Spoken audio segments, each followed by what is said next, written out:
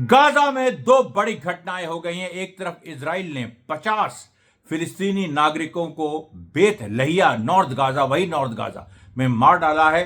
दूसरी तरफ रेजिस्टेंस ने कम से कम 10 इजरायली सोल्जर्स को मारा है। और उसके बाद उन्होंने जो ऑपरेशंस किए हैं, जिस तरीके से उन्होंने एक के बाद एक 3 से 4 फाइटर्स ने एक मरकवा टैंक उड़ाया, उसके बाद एक्सप्लोजिव से उन्होंने मतलब हाथ से एक्सप्लोजिव फिर से रखना शुरू कर दिया, मरकवा टैंक उड़ाया, उसके बाद उन्होंने आरपीजी शेल से एक सैन्य वाहन उड़ाया। और इस तरह से उन्होंने कम से कम 4 ऑपरेशन एक साथ 3 लोगों ने किए। और उन ऑपरेशंस में सबसे बड़ी बात यह है कि आईडीएफ पूरी तरह से पीछे हटने को मजबूर हो गई। उसके पास कोई चारा नहीं था और वो नॉर्थ गाजा के एक बड़े हिस्से से भगा दी गई है। ये बड़ी खबर है। आप तो जानते हैं मैं अमरावती में इस समय हूँ, थोड़ा शूटिंग की समस्या आई। देखिए ये पूरी शैडो वगैरह आ रही है। मैं खुल के ये बात रखता हूँ कि कोई जब दिक्कत होती है तो इसलिए देखिए मैं बस आप तक कुछ खबरें पहुंचाना चाह रहा था। देखिए आज जो एक बड़ी खबर और ईरान से आई है, ईरान से खबर ये आई है कि एक टनल ईरान में जो आप समझ लीजिए कि ईरान के कुछ अच्छे मतलब इस तरह के इलाके हैं, कुछ सैन्य इलाके, कुछ इस तरह से एक टनल ईरान ने ऐसी वो की है जो वहां से लेके जो तेहरान का गवर्नमेंट हॉस्पिटल है, जो सबसे बड़ा गवर्नमेंट हॉस्पिटल है, वहां तक जाती है।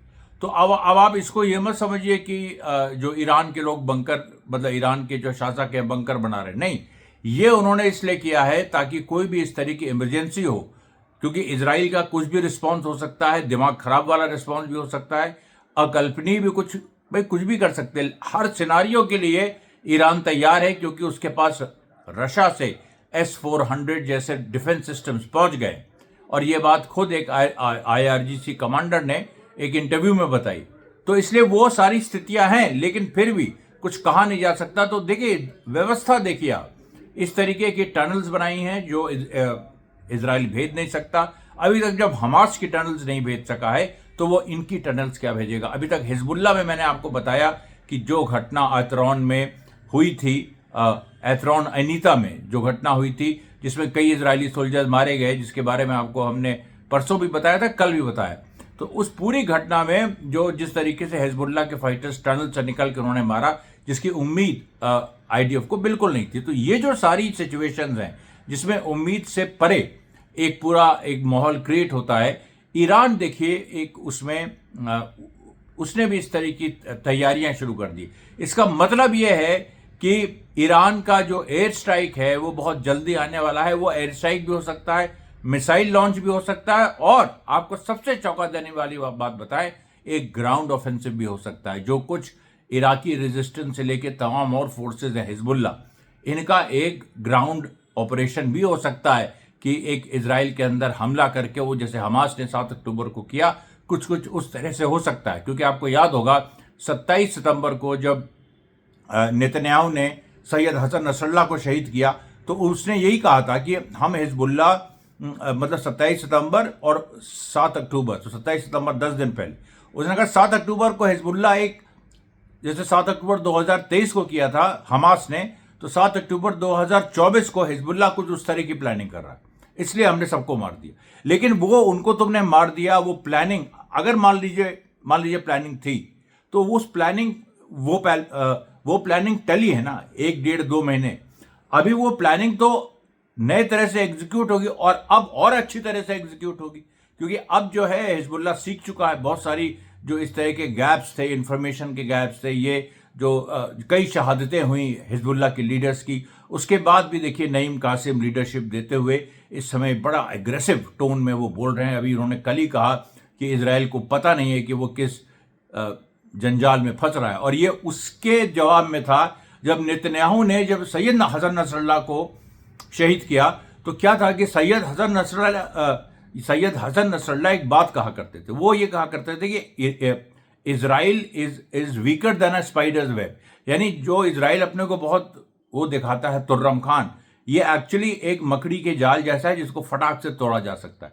तो उस पर नेतन्याहू ने कहा, जब सैयद हसन नसरल्ला मर गए तो नेतन्याहू ने तंज किया।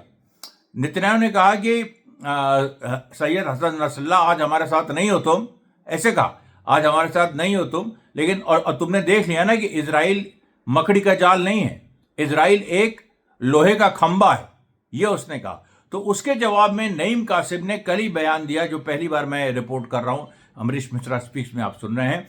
नईम कासिम ने कहा कि ऐसे भी लोहे के खंबे होते हैं जो पीतल से बनाए जाते हैं, यानी उनकी अपनी जो भाषा है कि ऐसे भी लोहे के खंबे होते हैं जो इस तरीके से बनाए जाते हैं। एक इल्यूजन, जिस मिराज की बात उन्होंने कही कि जो उसको पीतल से कह लीजिए या उसको कहिए एक इल्यूजन, ऐसा क्रिएट किया जाता है कि एक लोहे का खंबा है।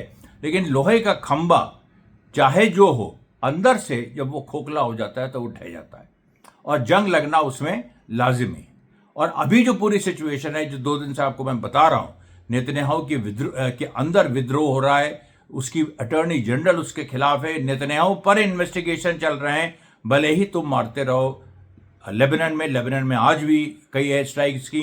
गाजा में मैंने बताया कि 50 फिलिस्तीनी उसमें मारे गए। अब आप देखिए, जो हिजबुल्लाह की जो टैक्टिक्स नस्र 1 का इस्तेमाल करके जो उसने जो खियाम में उसने अचीव किया, और अभी जिस तरीके से जो पूरी लड़ाई हुई उसमें जो ये पूरी जो सरप्राइज एक पूरा हिजबुल्लाह ने किया और कई इजरायली सोल्जर्स को आतरून में ऐनता में जो मारा, और उसमें मैंने आपको बताया था कि सेंट पीटर्स की वहाँ बड़ी मशहूर श्राइन भी है और उसको भी इजराइल डिस्ट्रॉय करने की कोशिश कर रहा, हालांकि कर नहीं पाया।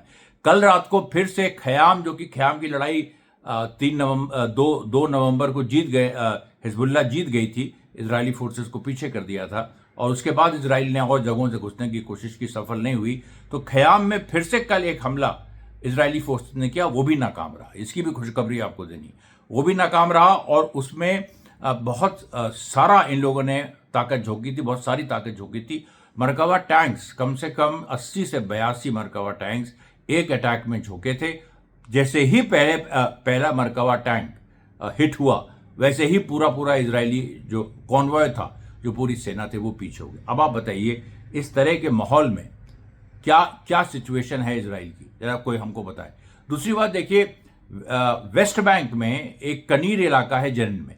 अब कनीर क्या है, उसके पास जूविश सेटलमेंट्स हैं, तो मतलब इजरायली सेटलमेंट्स हैं। तो उन इजरायली सेटलमेंट्स में जो वहाँ के सेटलर्स हैं, वो हथियारबंद होकर फिलिस्तीनी गांवों पे हमला करते हैं, जैसे पूरे वेस्ट बैंक में हो रहा है। वहां पर पैलेस्टीनियन रेजिस्टेंस ने घुस के, ऐसे जैसे होता है ना, घुस के, जैसे आप पिक्चरों में देखते हैं, घुस के उसने मारा, दाएं दाएं दाएं, और उसके बाद उससे पूरा कोहराम मच गया। वहां पर सेटलर्स भाग खड़े हुए। और अभी जो कल एक अलक्सा के पास जेरूसलम में जो घटना हुई थी, जिसमें एक सेटलर ने कहा हम मस्जिद जला देंगे, तो लोगों ने वहां दौड़ा के मारा और उसके बाद उसकी कार वगैरह सब जला दी। फिर IDF आई, उससे घंटों कन्फ्रंटेशन हुआ। उसी तरीके से यहाँ पर जनिन में बस यही फर्क था, जो कनीर एक जो इलाका है, यहाँ पर बाकायदा मशीन गन से रेजिस्टेंस लड़ी और उसने सेटलर्स ने भी बंदूक निकाली। उसमें कम से कम 11 सेटलर्स घायल हैं। 11 सेटलर्स घायल हैं वेस्ट बैंक में। गाजा में मैं बता चुका हूं, IDF के 10 लोग मारे गए हैं बड़े ही क्लोज कॉम्बैट में। उनके बचने की कोई उम्मीद नहीं है। इजराइल आज अनाउंस करे कि कल अनाउंस करे, क्योंकि वो बॉडी सारी ले गया है, और बॉडीज को ले जाते हुए भी जो रेस्क्यू टीम है उस पर भी गोली चलाई। अब रेस्क्यू टीम पे गोली चलाना, देखिए, ये एक टैक्टिक्स है जो फिलिस्तीनी रेजिस्टेंस की पहले थी और इधर उसने रिवाइव की। 2003 में एली ऑफ डेथ्स एक ऑपरेशन हुआ था ये फिलिस्तीन में, जहां पर 3 हमास के फाइटर्स, उन लोगों ने कम से कम 21 इजरायली सोल्जर्स को मारा था, 3 लोगों ने। और वो पूरा एक ट्रायंगुलेट अपने को करते थे, यानी एक ट्रायंगल, जैसे ऐसे ट्रायंगल बनाया, एक नोक यहाँ है, उसके दोनों ये, और उसके बाद एकदम से उसको चेंज कर दिया, उसको एकदम से नोक जो है वो पीछे आ गई, वो आ गया। इस तरह से तीन लड़ाके अपने ट्रायंगल की पोजीशंस को बदल के मारते थे। इजराइल ये नहीं समझ पाया पहले तो ये लड़ाई में कि ये ट्रायंगल को, क्योंकि ऐसे किसी भी उसमें ट्रायंगल को ट्रेस किया जाता है कि ट्रायंगल कहाँ बनने की संभावना आ गया। अब इजराइलीज को ये सोचने का वक्त ही नहीं दिया उन्होंने कि अगला ट्रायंगल कहाँ बनेगा, पीछे बन जाएगा, आगे बन जाएगा। उन्होंने ये इंप्रेशन दिया जैसे बहुत सारे फिलिस्तीनी फाइटर्स हैं, और इजरायली इससे घबरा गए। उसके बाद जो सबसे पहले दौर में मारे गए उनको छुड़ाने रेस्क्यू टीम है वो मारी गई। उनको छुड़ाने रेस्क्यू टीम आई, वो मारी गई। चौथी रेस्क्यू टीम आई, वो भी मारी गई। ये ऐतिहासिक एली ऑफ डेथ्स आप गूगल पे आप पढ़ के देखिए। वैसी घटनाएं मैंने आपको बताया था वेस्ट बैंक में हुई हैं, इस तरह से ट्रायंगल बना के लड़ने वाली। और उन्होंने तो कई एक्सपेरिमेंट्स किए, ट्रायंगल बना के लड़ना, एक फायर कर रहा है, एक रुका है, फिर दूसरा आया, फिर एक ऐसे ऐसे करना, पीछे आगे पीछे करना। जो कनीर में हुआ उसमें आप देखिए कि करीब 7 से 8 घंटा गोली चली है। 11 सेटलर्स घायल हैं, 10 मैंने कहा बताया आईडीएफ सोल्जर्स ऑलरेडी मारे गए, और 11 सेटलर्स जो हैं वो जो घायल हुए हैं उनको मार सकता था, उनको फिलिस्तीनी रेजिस्टेंस मार सकता था, लेकिन सेटलर्स के मुखिया को, सेटलर्स की का जो मुखिया है उसको चेतावनी देनी थी। अब आप सोचिए कि वो एक बड़ा सेटलमेंट है, उसमें कम से कम उसमें 20 से 25 असलहे, जो फिलिस्तीन फाइटर्स थे 4-5, उन्होंने 20 से 25 असलहे उठा लिए कि इन्हीं असलहों से तुम फिलिस्तीनियों को मारते थे। और उन्होंने वार्निंग दी कि अगली बार हम आएंगे तो केवल असलहे नहीं उठाएंगे, तुम्हारे शव को हम उठा के ले जाएंगे। ये भी बात उन्होंने कही। और अब बताओ, और इसके बारे में सुनिए, हिजबुल्लाह ने एक बड़ा हमला जो किया हाइफा पे, अब रात में हुआ। अभी कुछ देर पहले की खबर है कि 5 सेटलर्स हाइफा में घायल हो गए, और वो भी आईडीएफ से जुड़े हुए थे कहीं ना कहीं। जैसे मैंने बताया कि कर्मचारी लेवल पे जो इस तरह से काम करते हैं वो जुड़े हुए थे, और उनको भनक तक नहीं थी कि उनकी जगह हिजबुल्लाह को पता है। इस बारे में देखिए हम आपको बार बार बता चुके हैं कि हिजबुल्लाह ढूंढ ढूंढ के मार रहा है। इन लोगों को आइडिया नहीं लग पा रहा है कि कैसे हिजबुल्लाह को पता है, लेकिन हिजबुल्लाह के पास पूरी मैपिंग है।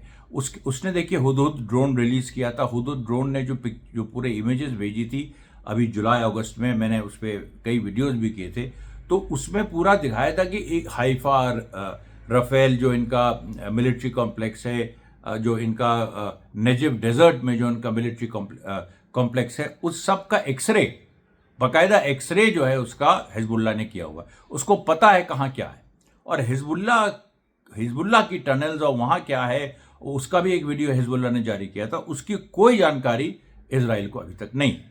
अच्छा, डिप्लोमेटिक फ्रंट पे देखिए बड़ी चीज़ें हुई, क्योंकि जो ये कोशिश थी अमेरिका की कि लेबनान को हम, हिजबुल्लाह को आइसोलेट करके लेबनान को हम सरेंडर करा लें। अब पता नहीं ये लोग ऐसा क्यों सोचते हैं, क्योंकि लेबनान की हिस्ट्री तुम्हें नहीं पता, तुम्हें ये नहीं पता कि लेबनान में एक तरह से अब सब लोग साथ मिल के रहना ना केवल अच्छा है बल्कि उनकी मजबूरी है, कुछ वो कर नहीं सकते, क्योंकि इस समय अगर सिविल वॉर कोई नहीं चाहता है तो कोई ऐसी स्थिति नहीं हो सकती कि हिजबुल्लाह को आइसोलेट किया जाए। लेकिन फिर भी आप बेवकूफ़ी की बूफी कर रहे हैं, पूरी दुनिया में अपना मजाक उड़वा रहे हैं, तो आप उड़वाइए, क्योंकि ट्रंप का ज़माना आ गया है। ट्रंप के ज़माने में अमेरिका अपने को मूर्ख, एक मतलब ज़्यादा मूर्खतापूर्ण, आप देख लीजिएगा, इतने मूर्खता, और जानबूझ के ट्रंप करेगा कि जो जानता है कि ये मूर्खतापूर्ण है, उसको इस सिस्टम से कोई मतलब नहीं, उसको इसको बर्बाद करना है। हाँ, अपने दुश्मनों से अमेरिका में बदला लेना है, उसके लिए वो कुछ इंटरनल चेंजेस कर रहा है। जो फार्मा लॉबी है उससे उसको बदला लेना है, जिसने उसको हटाया कोविड के टाइम, मतलब कोविड के टाइम विरोध किया था, उसको फार्मा लॉबी को इसको अटैक करना है। इसको इसी तरीके से बहुत सारे ब्यूरोक्रेट्स को अटैक करना है जिन्होंने इसको प्रोसिक्यूट किया था 2020-2024 के बीच में। तो वो है स्थिति। तो उसमें देखिए कहीं से भी ट्रंप का कोई ऐसा ओरिएंटेशन नहीं है, और अगर बनता भी है, अगर मान लीजिए जो मिलिट्री इंडस्ट्रियल कॉम्प्लेक्स है अमेरिका का बहुत मजबूत है, अगर इस तरह की कोई चीज़ वो दुस्साहस करता भी है, तो अब इतनी फोर्सेस हो गई हैं, और सऊदी अरेबिया और ईरान से जो बातचीत चली है उसके बाद खास तौर पे कि अभी वो मिडिल ईस्ट में कोई ऐसी बड़ी पहल नहीं लेने वाला। हालांकि माहौल बनाया जा रहा है कि ईरान विरोधी कदम ट्रंप उठाने जा रहा है, ईरान विरोधी कदम ट्रंप उठाने जा रहा है। अरे ट्रंप उठाएगा जब वो सत्ता में आएगा। अभी 20 जनवरी को वो he is going to swear in, और बाइडेन जो है वो ड्रामा कर रहा है कि ईरान जो है ट्रंप को असैसिनेट अगर किया तो, अरे यार ट्रंप को असैसिनेट, मतलब अभी तुम या तो मतलब बाइडेन भी अपना एक जोकराई पोता रहे हैं कि ट्रंप को भी डरा रहे हैं, और एक फालतू के बयान दे रहे हैं कि एक बार एक जो प्रेसिडेंट जीत गया उसको ईरान क्यों असैसिनेट करेगा, समझो यार।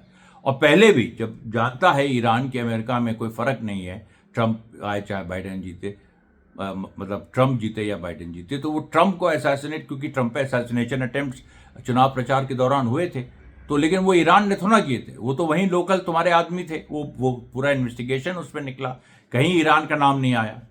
और देखिए जो मैंने आपको बताया कि ईरान की जो तैयारी है, जिस तरीके से टनल्स वहाँ पर बन रही हैं, जो पूरी व्यवस्थाएं हो रही हैं, और जो डिफेंस सिस्टम्स जो S-400 इस तरीके के जो सोफिस्टिकेटेड जो रशियन डिफेंस सिस्टम्स हैं वो कहाँ कहाँ लगे हैं, इसकी भी देखिए जानकारी हमको मिल जाएगी 2-3 दिनों में, और वो हम आपको बता सकते हैं। मतलब जहाँ पर उसको ईरान को ये संभावना है कि जब ईरान हमला करेगा तो उस पर इजराइल पलट के जवाब देगा। लेकिन हमने बताया कि इजराइल जवाब दे ही नहीं पाया था।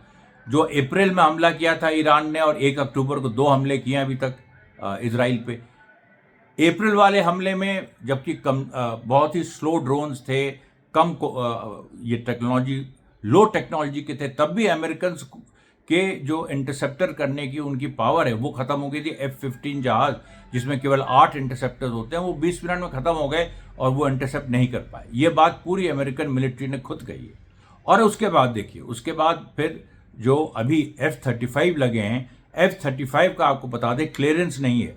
F-35 इसको लेके इजराइल और अमेरिका में बहस भी चल रही है कि इसका क्लियरेंस नहीं है। अगर कोई अचानक अटैक हो जाए तो F-35 क्या उड़ान भर सकते हैं? क्योंकि अमेरिका ने अपने F-35 जहाज जो कतार में एयरबेस है अमेरिका का, वहाँ रखे हुए हैं।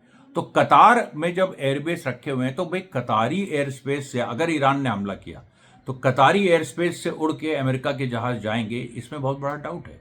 F-35 जहाज या तो तुम तेहरान में उतारो, जिस दिन तेहरान में उतारोगे उस दिन बवाल मचेगा, क्योंकि अमेरिकन पब्लिक ये कहेगी कि उसके अंदर सेंटिमेंट है कि हम लोग को इस लड़ाई में कूदना नहीं है। We don't want boots on the ground, we don't want American boots on the ground, यानी अमेरिका के जो सिपाही हैं वो हमें किसी दूसरे देश की ज़मीन पे नहीं चाहिए। ये पूरी बात है। उधर यूक्रेन और रशिया में जो वॉर चल रही है उसमें ज़ेलेंस्की बार बार कोशिश कर रहा है कि ट्रंप को उकसाने की, लेकिन ट्रंप बिल्कुल उसमें न्यूट्रल है और एक तरह से वो कुछ प्रो रशियन इस तरह का एक सिग्नल भी दे रहा है। और कुछ लोग कह रहे हैं कि ये रशिया को गफलत में रखने के लिए, तो रशिया गफलत में रहेगा। रशिया जो कि इतना झेल चुका है, जिसको नेटो ने 2014 से घेरने की कोशिश की है, जब से क्रीमिया उसने एनेक्स किया तब से नेटो ने उसको घेरने की कोशिश की। और रशिया ये नहीं जान सकता, रशिया इतना नहीं जानता है कि ट्रंप जो बोल रहा है उसका क्या महत्व है, कि उससे खुश हो जाएगा और वो ईरान का साथ छोड़ देगा। ऐसी ऐसी कहानियां मैंने इतने सीरियस चैनल्स में, यानी BBC, CNN, ये सारे लोग इतनी बड़े बड़े नाम, वही नाम बड़ा दर्शन छोटे, इतने बड़े बड़े नाम, इनको बेसिक्स नहीं पता है कि इंटरनेशनल पॉलिटिक्स के बेसिक्स क्या है, कि रशिया क्यों गफलत में जाएगा। ईरान और रशिया में जिस तरह का संबंध हो गया, अच्छा उसके पीछे एक और रीज़न है कि एक्चुअली दुनिया में केवल चाइना और अमेरिका के पास वो कैपेबिलिटी है कि वो एक उन्नत टेक्नोलॉजी के वेपन्स मास स्केल पे जल्दी प्रोड्यूस कर सकें। ये केवल ICBMs हो गए या और भी हथियार हो गए, तो ये कैपेबिलिटी केवल रशिया और चाइना में, केवल अमेरिका और चाइना में। लेकिन रशिया और ईरान मिल के ये कैपेबिलिटी डेवलप कर सकते हो, और करना उन्होंने शुरू कर दिया कि एक डिफेंस उनमें एग्रीमेंट इस तरीके का साइन हमारे ख्याल से हो गया या होने वाला, उसके बारे में डिटेल आपको बताएंगे। कुछ एग्रीमेंट साइन हुए हैं, तो उसमें उन्होंने ये प्लानिंग है। अभी ईरान की जो 2 सैटेलाइट्स हैं वो स्पेस में रशिया ने छोड़े, स्पेस के ऑर्बिट में, जिसकी वजह से ईरान और मजबूत हुआ। उसके बाद आप देखिए तो जो रशिया और ईरान में कई ऐसे समझौते हो रहे हैं कि जो वेपन्स मैन्युफैक्चरिंग है वो एक साथ मिल के दोनों करें और वो उस लेवल पे पहुंचे जिस लेवल पे अमेरिका और चाइना है। हालांकि मैं आपको बताऊं कि अमेरिका जब तक खुद युद्ध में नहीं जाएगा तब तक वो इस तरह से जो मास प्रोड्यूस करने वाली जो टेक्नोलॉजी है, जो उन्नत जो बड़े हथियारों को मास प्रोड्यूस जल्दी बड़े संख्या में प्रोड्यूस कर सकती है, उसको वो एक्टिवेट नहीं कर सकता। वहाँ पर एक संवैधानिक इशू है, तो वो भी एक मामला वहाँ की जो कांग्रेस है, वहाँ के जो सेनेट है, उसका भी एक मामला है कि उसको आपको इन्फॉर्म करना होगा इतने समय पहले। तो ऐसी कोई पहल ट्रंप ने अभी तक नहीं ली है, जो ये दिखाता है कि इजराइल के पक्ष में अमेरिका उस हद तक आ जाएगा और पूरी तरह से लड़ाई में वो कूद जाएगा। इस तरह की कोई भी चीज़ ऐसी नहीं हुई है। और अब देखिए एक जो बात है कि हमास ने जिस तरीके से देखिए लड़ रहा है, हमास उसने 10 सोल्जर रोज़ 10-5 रोज़ मर रहे हैं, वो तो आपको पता है। लेकिन जो मैंने आपको बताया, एक बार और आपको बताना चाहता हूं कि जो 3-4 फाइटर्स हमास के, 3 मेरे ख्याल से, उन्होंने जिस तरीके से कम 11 से 12 व्हीकल्स उड़ाई, ये कल वाली नहीं, आज की बात है, फिर से 11 से 12, कल भी 11 उड़ाई थी, 11 से 12 जो उन्होंने व्हीकल्स उड़ाई है, और जो उनका अंदाज था किस तरह से रेंग के नीचे नीचे अलग अलग जगहों से वहां पर पहुंचना और वहां पर सीधे इजरायली फोर्सेस को कन्फ्रंट करना, और कई चीजें जो छोड़ दी थी, जैसे हाथ से एक्सप्लोजिव रखना, उनको वापस लाना, और उनको फिर ये करना, कोऑर्डिनेट करना आरपीजी लॉन्चर से, यानी जो एक रेगुलर तरीका होता है वो भी चल रहा है, और जो हमास के फाइटर्स जो बीच में उन्होंने हाथ से एक्सप्लोजिव रखना बंद कर दिया था, शुरू में रख रहे थे, वो फिर से वापस आ गया है। और हमास इस तरह की इनोवेशन कर करके इजरायली फोर्सेस को उत्तरी गाजा में फंसाए हुए है। इजरायली फोर्सेस डिक्लेयर करना चाहते हैं कि उत्तरी गाजा मिलिट्री जोन है, यहां अब एक भी फिलिस्तीनी नहीं है, एक भी हमास नहीं है, ये इजराइल का एक तरह से हिस्सा हो गया 18 किलोमीटर गाजा का, उत्तरी गाजा। लेकिन वो नहीं होने दे रहा है हमास, वो किसी भी तरीके से हमास और जो बाकी रेजिस्टेंस फैक्शंस हैं वो नहीं होने दे रहे हैं। वो लगातार उसके लिए लड़ाई लड़ रहे हैं, शहादतें दे रहे हैं, लेकिन उससे ज्यादा इजरायलियों को मौत दे रहे हैं। कल तक के लिए धन्यवाद साथियों, बहुत बहुत धन्यवाद।